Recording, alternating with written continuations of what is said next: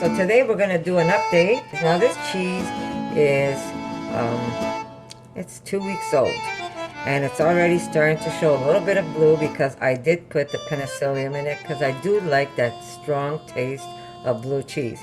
If you don't want the blue cheese, make the same recipe but leave out the penicillium inside the cheese. Now I only made it red on top so I could distinguish which cheese was which. And I made one also in my charcoal.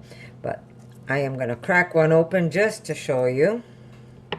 Now this is 2 weeks old, so if you want this cheese to be even firmer, you want this to stay longer in the refrigerator. And again, I'll show you paper. See how this paper is already getting wet, and I will be changing this paper, and I'm going to put some clean paper so it can pull up more moisture. This is my newest cheese, which is not ready yet. This is only a week old, and this is the one where I use the pulp of my ricotta with my other cheese recipe, and it's just sitting there. Notice the paper is getting a little yellow with, I put some saffron on this one. You do want to change the paper or add more dry paper so it will keep pulling out the some of the moisture from your cheese. Now, like I said, mine is making the blue only because I did put penicillium inside my cheese, and that's what I'm going with. And I did use the habanero hot pepper inside to give this cheese a little bit of heat. And this is only so I knew what cheese I was going to be cutting up later, because I've got so many different cheeses going on at the same time. So I'm just going to cut this open and show you what it's like. And again, my daughter's going to be my little guinea pig. So it's nice and firm. This is my this is half rice and half nuts. Okay, there's the inside, which I lost most of it there. Maybe I should just cut it right through. I'm going to cut it right through. So it does have that nice creamy texture inside. Now remember, you don't have to wait for this to get firmer. You can start eating this now if you want. There's no law that you can't have this cheese prior to, 3-4 weeks of aging. There is the inside. This really, really tastes good. I'm just going to knock that off. And there's the inside of my cheese. You see specks of red, you see specks of green, and boy is this one hot. You might want to eat some bread with this, Erica. I don't want bread. So do you want to try it? This? Whatever one you want to try. I just cracked it open so they could see it. Oh my God. Good? Mm-hmm. Mm-hmm. This is very good. Oh, so wow. It does have... That's really good. It have that... That's like my favorite one. This one's your favorite now? This is amazing. Wow.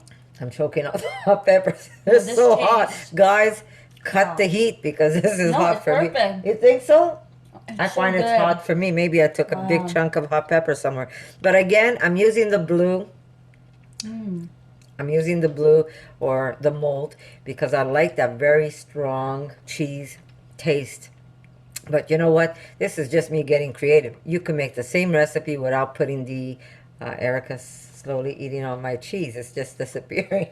It's good. It's good. So again, like I said, I put the blue in because I like the blue. But you don't have to. You don't have to put the blue. You can just do the recipe without the mold, and just use the Rejuvenac. But here's the inside. It's very beautiful, and this is nice and creamy now inside. And don't forget, when we put mold in our cheese, what it does is it covers the outside in mold, and it keeps the cheese inside fresh and creamier longer. It only dries up if it's been sitting around a long time. Then you'll see that the moisture is going to come out of this. The moisture is going to come out of the cheese. But this is 2 weeks old and it's edible. And if you want it firmer, or you want to grate this, I'm not sure why you want to grate this because it's got the hot pepper. I think this is good the way it is. 3 weeks, 4 weeks is going to be good. I wouldn't go for months aging because it will only get harder for you. I mean, it's still good, but I think it's nicer this way. So I'm just going to cut a piece and show you on bread. My daughter's slowly This is You like this my one? favorite one. The taste of this one, and the heat is perfect. You find the heat is perfect? Per- I think yeah. I just got a nice chunk Oh my of, gosh, so good. I think I got a nice chunk of hot peppers in my mouth. Took me off guard. Here we go. We're just gonna cut a little piece of bread. One for you, Erica, one for me. And we're just gonna cut a little bit of cheese to go on top. Look at that, beautiful. And that's what that cheese looks like. Look how beautiful it is inside too. So I think my daughter's gonna be doing a number to this cheese. Oh yeah.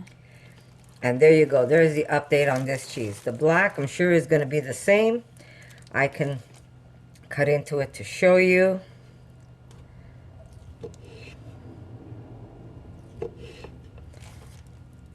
There's that beautiful black cheese. And This it also has has, habanero yes, in it does. It has the habanero inside. So here it is, guys.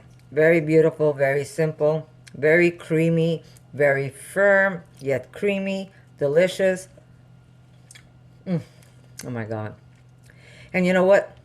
The charcoal does give it a little different taste because of the charcoal, but it's a very nice taste. I love this taste. Don't mind my ugly finger. I heard it.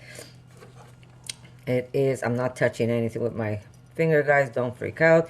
But yes, there it is. It's got the peppers running through it, and it has the charcoal, which gives it that beautiful visual, guys. But here it is.